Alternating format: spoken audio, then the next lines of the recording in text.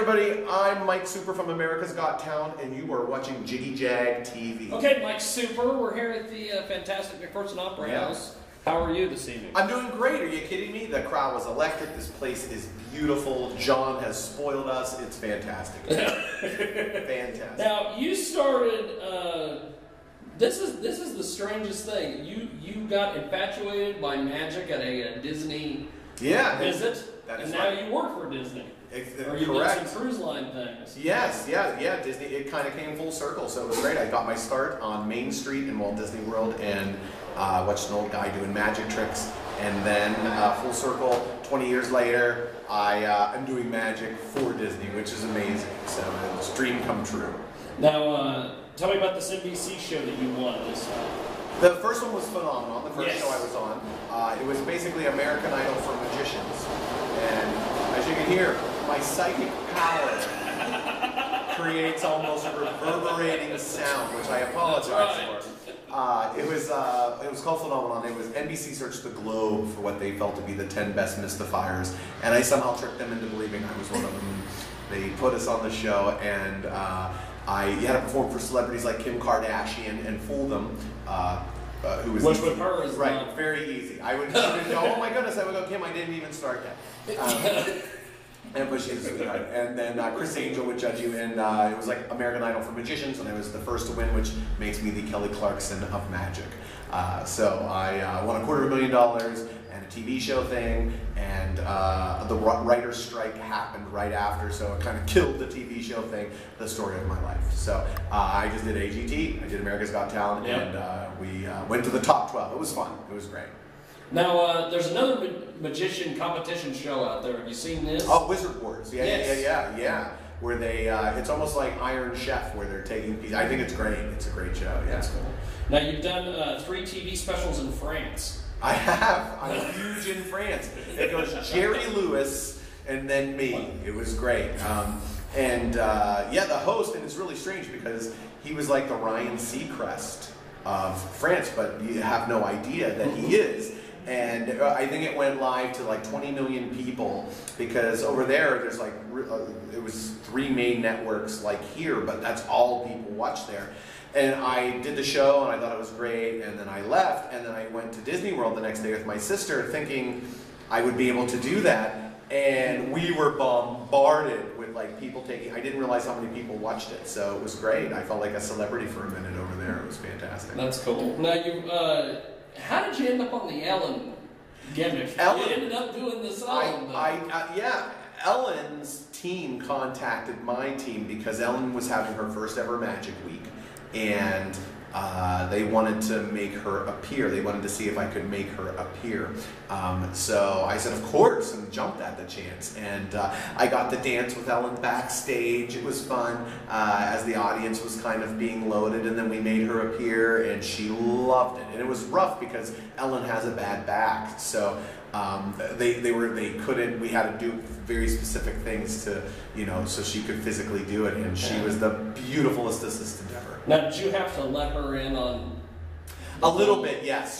So she signed a non-disclosure agreement. That's awesome. She did, but she doesn't know the whole thing. So she just knows one little part, and then she's like, I still don't understand. And I go, when I watch it, and I go, exactly. See, that's it. So you try to preserve the mystery as best as you can. So I tried. Now, you were named Entertainer of the Year. I was very blessed a couple of times actually by I do a lot of like college campuses and things. I'm kind of like the Dane Cook of magic, and the students vote, and it's great. I won that, and then there was it's called a Merlin Award, and it's like David Copperfield's won it, Chris Angel's won it, Penn and Teller have won it, Siegfried and Roy have won it. I think even their Tigers have won it, but I also won that, which was great, and it was a great honor too. So. Now, who do you look up to as a magician? Oh my goodness, David Copperfield, of course, was still the king of magic as far as I'm concerned. has always been a hero. Doug Henning kind of paved the way for David to kind of change magic up and make it cooler and things. But Doug, in his 70s sort of tie-dyed outfits, was the coolest back then. So I've watched videos, of him.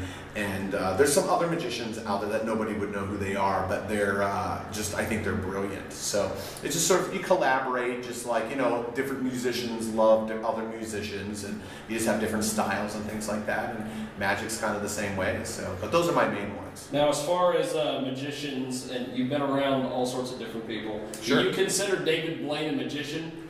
Absolutely, yes. David Blaine is a magician, but he's also an endurance artist. Which is where he does his things, where I'm not going to blink for 12 days, kind of thing. Hides out in the tube. Right. And see, I always regarded him as just a miscreant. But there you go. Sure. People love that stuff. They line up to watch him just stand there, and I think that's amazing. And believe it or not, I truly do. I have great respect for David Blaine. He's one of my faves. He invented the street, basically didn't invent, but he popularized it on TV, the street magic genre, and then Chris Angel sort of ripped him off a little bit and kind of ran with it with Mind Freak. But yeah, David Blaine, he did a lot for TV magic and changed the rules, which is pretty amazing. So that's cool. Now, I noticed during the show there was a lot of, and it's just because you're in McPherson, Kansas, of all places. Sure. But you were trying to keep them going and trying to get different reactions.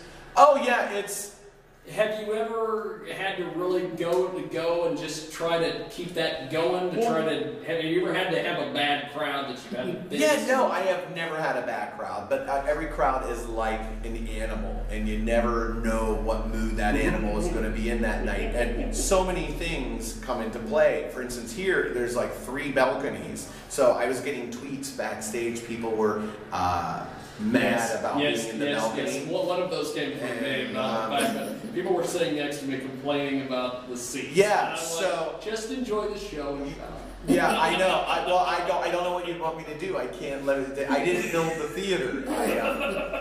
And it's always usually like my favorite situation is when the crowd is like right up on the edge of the stage and not 20 feet back, because that creates a bigger gap between you and the audience. So it's like doing a concert, but no one at the edge of the stage rocking out, So it's everybody. It was a great audience. It was hard. I wanted to get more people involved with the balconies, but I couldn't throw anything in the balcony. I have like the weakest arm.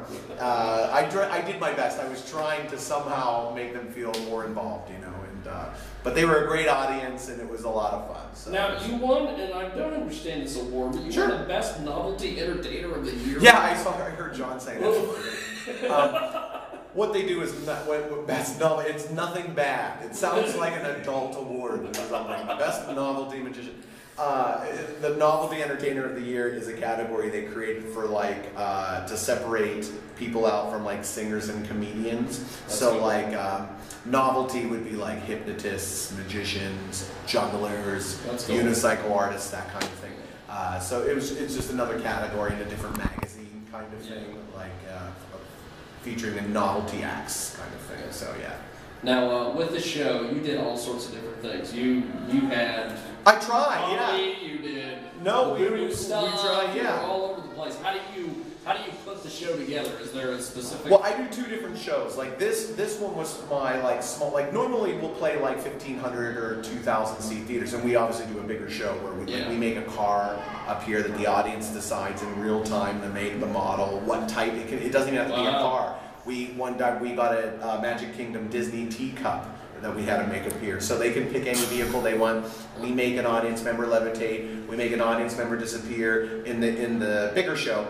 And then we have our sort of smaller theater show, which is of course what we did tonight, where doing things I did on America's Got Talent and things like that. So you just make your set list. It's a lot like a band. You just make your set list up, and based off of sometimes when there's 3 balconies like there are, I'll adjust the set list to try to make it so it's accommodating a little more to all of them. So I'll add something else in and take something out, and so it's always changing. But it's just whatever the venue seems right for, and then you try to do that.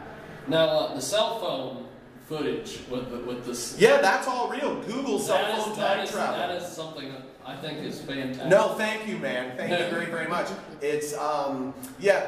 When I'm doing magic pieces, I like to just try to figure out like instead of starting with a trick, I like to figure out things that I like. Like I'm way into time travel. I like that stuff blows my mind. Or like Desmond or voodoo or like my mom where I make it snow. Everybody's lost somebody and has that emotion. So just trying to do, you know, what little I can as far as theater goes, injecting different, you know, feelings and emotions. Yeah, and it's, you know, and it's fun. But the cell phone thing's one of my favorite pieces. Yeah. I love doing that. Well, when you started doing the Desmond thing, I thought, the first thing I thought of was Desmond Howard from the University of Michigan, but he's not dead. Oh, right. So, yeah, he's very difficult to reach. Yeah, very difficult. Now, do you change from city to city the names and different things, or is it always? No, I mean Desmond is in every. Oh, Desmond. Yeah, Desmond is a standard. Like it would be like me changing my name. So no, I don't. The set list changes, and we have different tricks that we have like a return show depending on what show we're doing, and we switch things out. But no. Desmond is always Desmond, always will be, and have been Desmond since I was like 6. So I can't really change. It'd be like changing my wife's name or something. Just going, now you're Betty. You know. Yeah. Well, how do we find you online, social media, all that? Yeah. Well, you can go to MikeSuper.com. All my social media is listed on there. But if you are too lazy to type all of that, you can find me. I'm at Twitter. If you're doing the Twitter thing, you can follow me. Follow me at MikeSuper. All ran together. If you're on Facebook, it's facebook.com/MikeSuperMagic. If you're on Instagram, it is just MikeSuperMagic, I think. And if on Vine, it's Mike Super. You just search Mike Super or Mike Super Magic, and you will find me. Now, one more thing. Yes. I heard, sir, walked in behind me. I have one thing I noticed during the slideshow at the beginning of the show. Okay. You had the Guinness Book of World Records. Yeah, that's magic trick. That will be in the show. Someone I heard in the audience say that the whole texting thing was just a marketing ploy. There's no marketing ploy at all. Text and you will see. You'll text, you'll join, and you will hear nothing until we do the trick.